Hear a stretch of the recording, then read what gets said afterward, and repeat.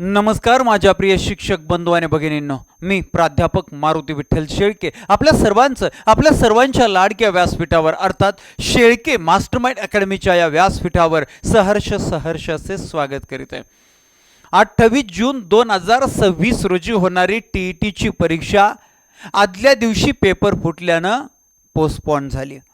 मग ती परीक्षा परत कधी होणार आहे, अभ्यास करावा का नाही अशी सगळी संभ्रमावस्था होती। कधी होईल हा प्रश्न सातत्यानं मनाला विचारला जात होता आणि त्या परीक्षेची घोषणा, त्या परीक्षेची संभाव्य तारीख मुख्यमंत्र्यानं आणि परीक्षा परिषदेने डिक्लेअर केलेली आहे। त्याची अतिशय महत्त्वाची अपडेट आपल्या समोर देत आहे।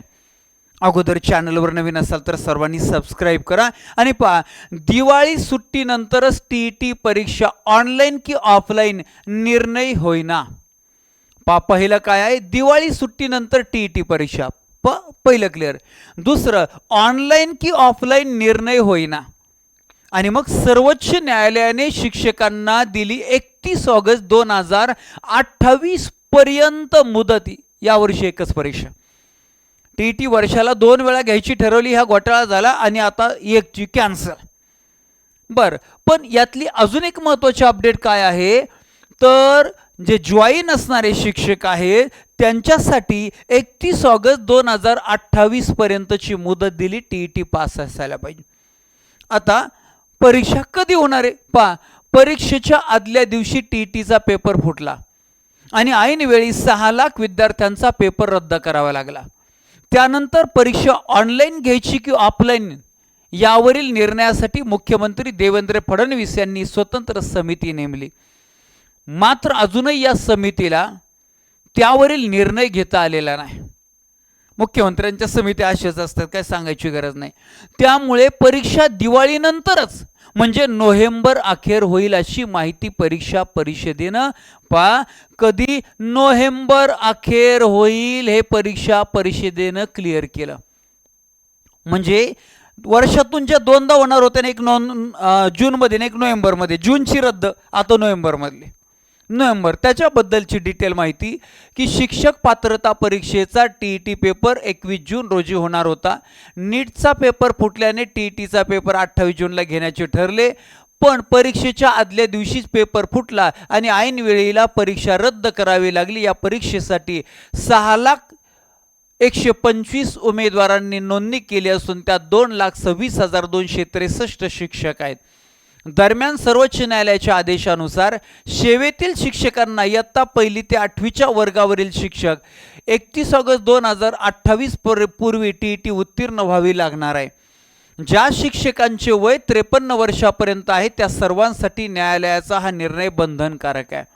याच्या पुढे आजची बातमी, न्यायालयाने दिलेल्या मुदतीपूर्वी शिक्षकांना टीईटीच्या जास्तीत जास्त संधी मिळाव्यात म्हणून महाराष्ट्र राज्य परीक्षा परिषदेचे अध्यक्ष डॉक्टर नंदकुमार बेडशे यांनी वर्षातून 2दा टीईटी घेण्याचा निर्णय घेतला। मात्र पेपर फुटल्याने यंदा एकच टीईटी होणार आहे। आता परीक्षा ऑनलाईन किंवा ऑफलाईन घ्यायची याचा निर्णय झाल्यानंतर तज्ज्ञांकडून टीईटी 9 माध्यमांमध्ये 9 प्रश्नपत्रिकांचे संच तयार करणे, परीक्षा केंद्रे निश्चित करणे, त्या ठिकाणी CCTV सह यंत्रणेची पडताळणी करणे, विद्यार्थ्यांना हॉल तिकिटे देणे अशा कामांसाठी साधारणतः 3 महिने लागतील।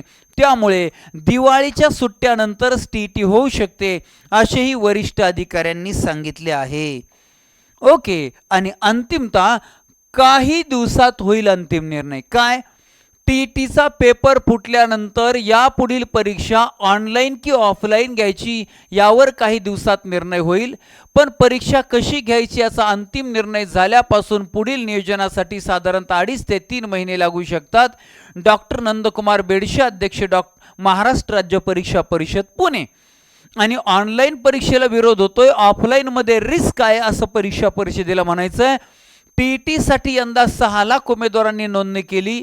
एवढ्या मोठ्या उमेदवारांची एकाच दिवशी परीक्षा ऑनलाईन घेण्या इतकी सुरक्षित यंत्रणा तथा परीक्षा केंद्रे नाहीत।